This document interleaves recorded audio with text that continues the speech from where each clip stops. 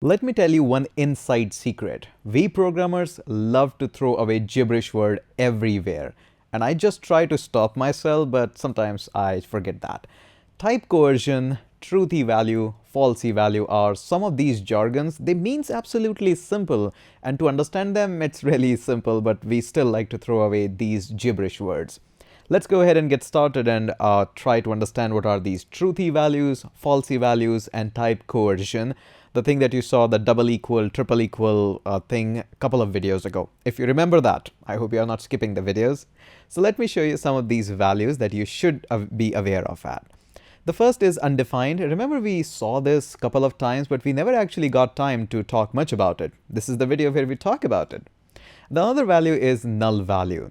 Then we got 0, these are empty strings, and then we have got another new gibberish value, which is NaN, not a number. Now it has a lot of significance that we're going to see later on, but right now just assume, yeah, just like undefined, it is there. Now there is a whole lot difference between the undefined and the null. Let me give you an example. Let's just say you declare a variable, for example, you just say user, that value is undefined. For example, you just try to use a variable but forgot to fill any value, that's always going to be undefined. But null is whole on a different level. For example, you're trying to get a temperature from the website and that temperature gets actually null, means it was meant to be set with some value, but there was no value found there, and that's why it's null. Null means empty, and empty is totally different from 0. 0 is a temperature, null is not even, I don't know what that is, it's totally empty. So it's a whole lot different things. And all of these values that I have written here for you, undefined, null, 0, empty string, and NaN, not a number, these are falsy values. So I'm going to go ahead and hit a comment for you so that you can actually remember them. And also I like to put up a to do so that it highlights it. So let's go ahead and say to do. And it's not a to do actually. I love to write that because it highlights it and it's easier for teaching purposes. So these are all falsy values. So what are falsy values? The values, in case you remember, let's just say I get this user and I tell it to be simply null. There we go. And now I want to write an if and else block. So I'm going to just do something based on the user, and I'm going to say log, and I'm going to simply say condition is true.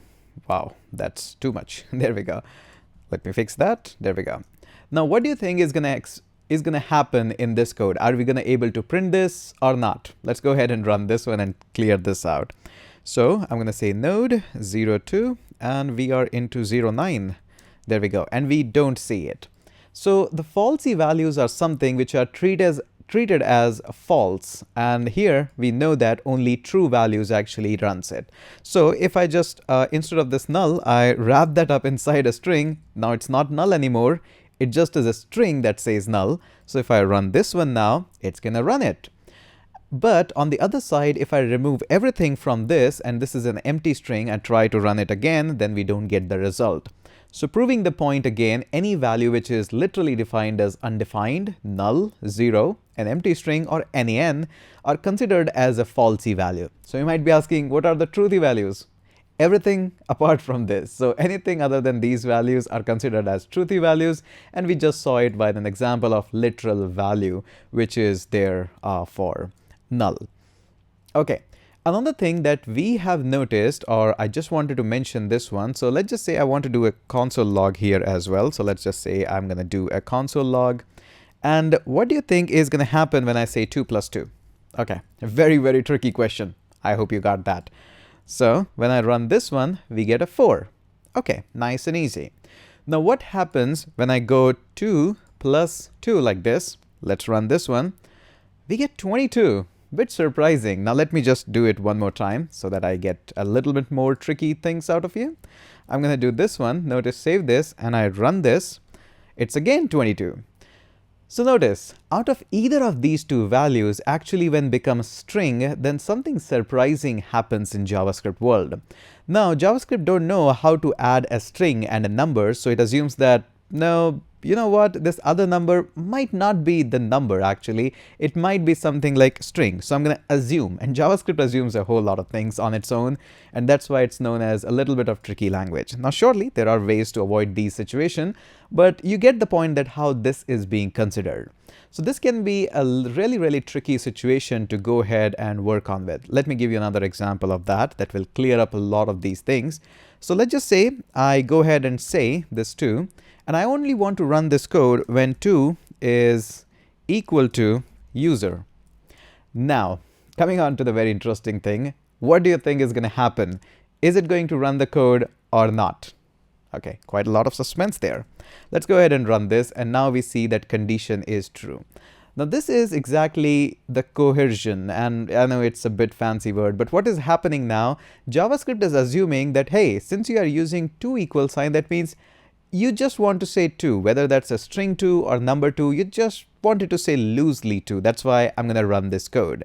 But if you want a very strict check and you want to check even the type, the data type, that I'm not sure that number is anytime going to be equal to a string, so you use in these situations triple equal. So when you want to do strict checking, or you want to do the type coercion that it should not happen automatically, JavaScript should not assume anything on its own, then we simply go ahead and use triple equals, and when I run this, now it doesn't work. So now you get the point that why we use triple equals sometimes, and there are going to be many situations. This 2 is just an example where things looks almost same on the outside, but they are very different inside. Simple example, the 2 as a number and 2 as a string. So this is the whole of the type coercion, where JavaScript assumes a lot of things and converts it automatically for you, as well as some of the notes about truthy and falsy values. Okay, so that's it for this very tricky video. I hope you are enjoying this. But again, make sure if you're enjoying, hitting that subscribe button is a big motivation for me. So if you want to keep me motivated, keep me up pumped, so go ahead, hit that, and I'm going to catch you up in next video.